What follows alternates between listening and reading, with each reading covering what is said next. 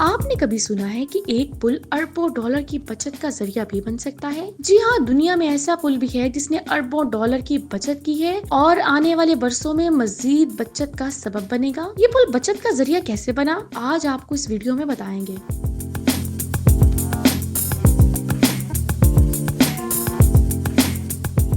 ویسے تو انسانی زندگی میں پل کا کردار ہمیشہ ہی اہم رہا ہے۔ ایک انسان مشکل میں پل بن کر دوسرے کا سہارا بن کر اسے مشکل وقت سے نکال دے، یا پھر کنکریٹ کا ٹھوس پل جو گھاٹیوں، دریاؤں یا سمندر کے اوپر بنایا جاتا ہے تاکہ حائل رکاوٹ دور ہو اور آمد و رفت میں آسانی پیدا ہو سکے۔ لیکن دنیا میں کچھ پل ایسے بھی ہیں جو ایندھن کی کھپت اور ماحولیاتی آلودگی کو کم کرنے کا بھی ذریعہ ہے۔ یہی نہیں بلکہ اتنے پیسوں کی بچت کرتا ہے کہ پاکستان میں کئی ترقیاتی پروجیکٹ شروع ہو جائیں اور IMF کی ایک قسط کا قرض ادا ہو جائے۔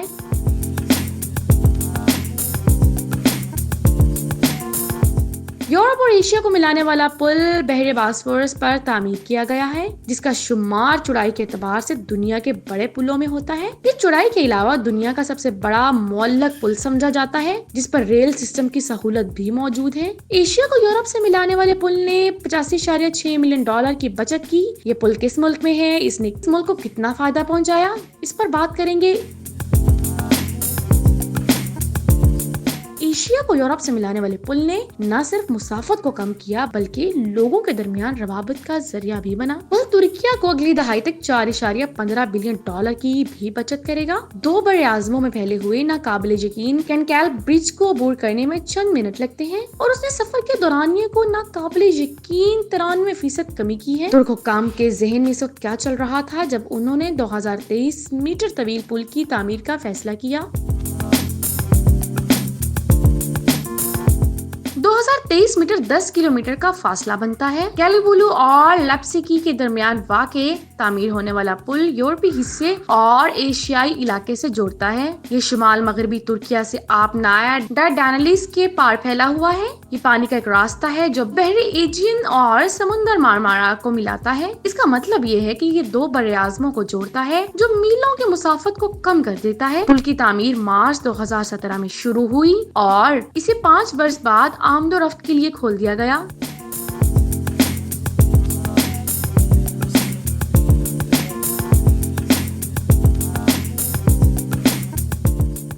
جنگ عظیم میں سلطنت عثمانیہ کی اہم فتح کی یادگار کے طور پر تاریخی پل تعمیر کرایا گیا۔ یوں کہہ لیں پل ایک تاریخی حوالہ ہے جو سلطنت عثمانیہ کی عظمت رفتہ کا آئینہ دار ہے، جو 1923 میں جمہوریہ ترکی کے اعلان کا مظہر بھی ہے۔ 2023 میں ترک جمہوریہ کے قیام کی 100 سالہ تقریب شان و شوکت سے منائی گئی تھی اور 2023 میٹر طویل پل دیکھنے اور سوچنے والوں کو دعوت نظارہ دیتا ہے۔ یہی نہیں، پل کی اونچائی بھی کچھ معنی رکھتی ہے۔ 318 میٹر 18 مارچ کی تاریخ کی علامت ہے جو گیلی پولی جنگ کے دوران جان کی بازی ہارنے والے ترک فوجیوں کی یاد تازہ کرتی ہے۔ یہ پل 1998 میں بنائے گئے جاپان کے مشہور آکاشی کیکیو پل کو پیچھے چھوڑ دیتا ہے، جو اس سے پہلے دنیا کا سب سے طویل پل تھا۔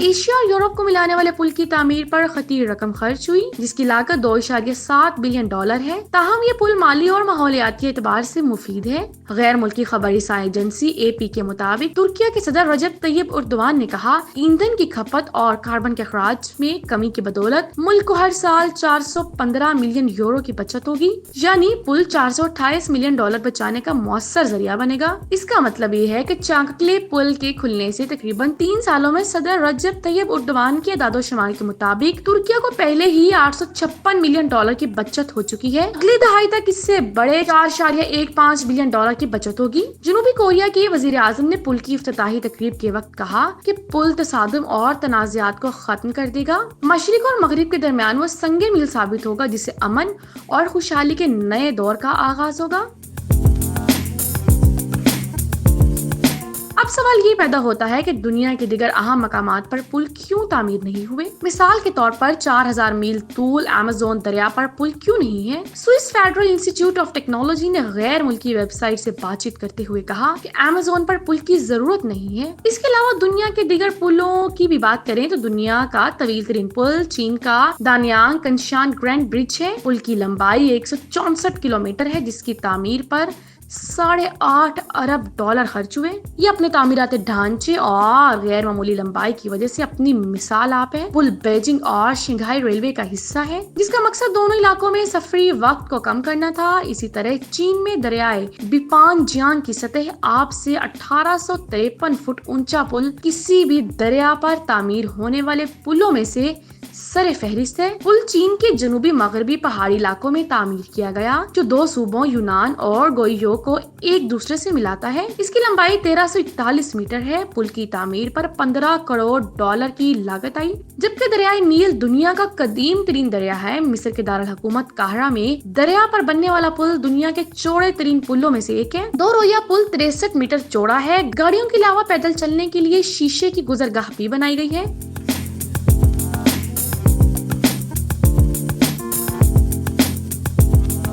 इसी तरह हांगकांग जो खाए पुल 55 किलोमीटर तवील है, जिस पर $20 अरब की खती रकम खर्च हुई। पुल का बुनियादी मकसद हांगकांग और चीन के दरमियान सफरी वक्त को कम करना था। पुल तामीर होने से पहले एक जगह से दूसरी जगह पहुंचने में 4 से 5 घंटे लगते थे, लेकिन अब ये फासला सिमट कर 30 मिनट तक महदूद हो गया है।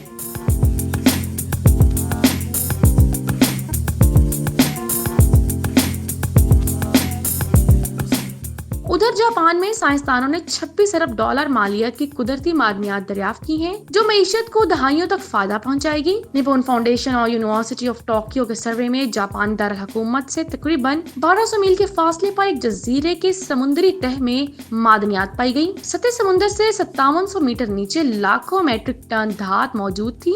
समुद्र में मुंतकिल होने वाली धातें मछली की हड्डियों से जुड़ जाती हैं, जो समुद्री तह तक पहुंच जाती हैं। कोबाल्ट और निकल दो अहम अज्जा हैं जो इलेक्ट्रिक व्हीकल बैटरियां बनाने के लिए दरकार हैं, और उनका इस्तेमाल जेट इंजन, गैस टरबाइन बनाने और केमिकल प्रोसेसिंग में भी होता है। सर्वे में तकरीबन 6,10,000 मैट्रिक टन कोबाल्ट और 7,40,000 मैट्रिक टन निकल पाया गया। ट्रेडिंग इकोनॉमिक्स के मार्केट के अदादो शुमार के मुताबिक एक मैट्रिक टन कोबाल्ट की कीमत $24,300 और एक निकल की कीमत $15,497 है। सात अल्फाज में बताया जाए कि 6,10,000 मैट्रिक टन कोबाल्ट की कीमत $14.82 करोड़, जबकि 7,40,000 टन निकल की कीमत $11.40 करोड़ है। अगर इसका टोटल किया जाए तो ये $26.29 करोड़ बनते हैं।